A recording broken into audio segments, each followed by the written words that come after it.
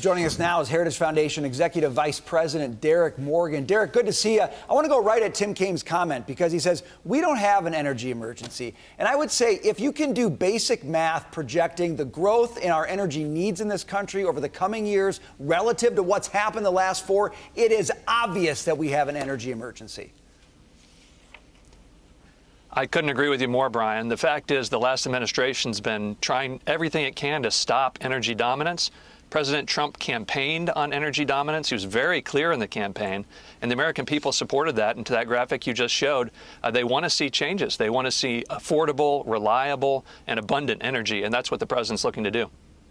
Here's an energy emergency straight from Secretary of Energy Wright. There are 6 states in the Northeast that do not have reliable supplies of natural gas. That's an emergency. Yeah. What's an emergency is when the American people lose $1 billion, which is what we will lose on that Ivanpah solar field out in Nevada that was referred to as a prolific executioner of wildlife. That's an emergency for the wildlife that's dying because of these green energy nightmares that these Democrats conjured up. You're exactly right. I remember a few years ago they were importing natural gas in Boston Harbor from Russia. Why not have it here made in the United States and be able to export it around the world for our allies?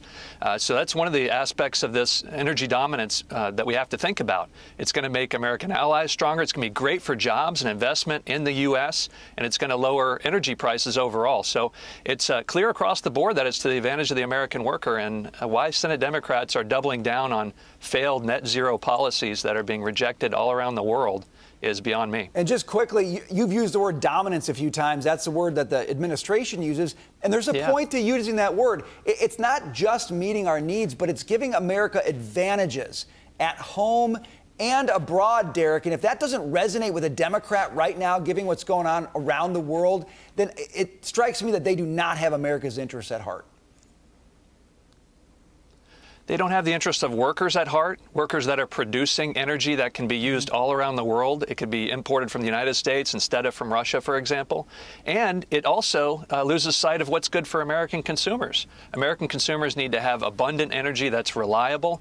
We've seen grid issues already, and we haven't even started in this new AI revolution, which, as you pointed out just a moment ago, is going to dramatically increase our needs.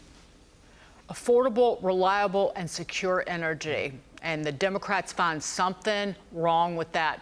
Moving on to President Trump today confirming that tariffs on Mexico and Canada will go into effect 5 days from now, and China will be hit with an additional 10% tariff. Here's what he had to say about that today.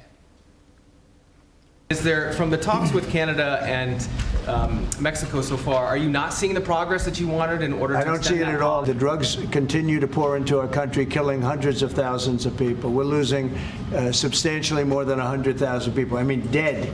They're dead. The drugs come in through Mexico. They come, a lot of them, not all of them, but a lot of them come from China.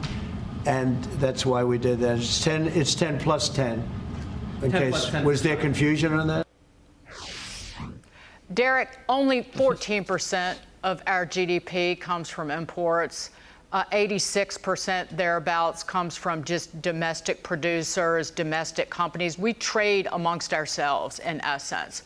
Any concern about this, or much deserved, frankly? Well, look, we have a strong, energetic executive who's looking out for the American people, and isn't it about time that we take real action on the fentanyl crisis? So I applaud the president for identifying it as an issue. And look, he got some results early on with his first discussion about tariffs with Canada and Mexico. And I think he is betting that with the leverage that you just mentioned, that this will actually be more painful probably for Canada and Mexico than it will be for us. He thinks he has leverage here to get them to change their policy and protect the American people. Yeah, you make a really good point. The negotiation continues. We've seen previous rounds. We saw previous results. He's doing it again because he knows he's got leverage. Derrick Morgan, great stuff. Thanks for being with us today. We appreciate it.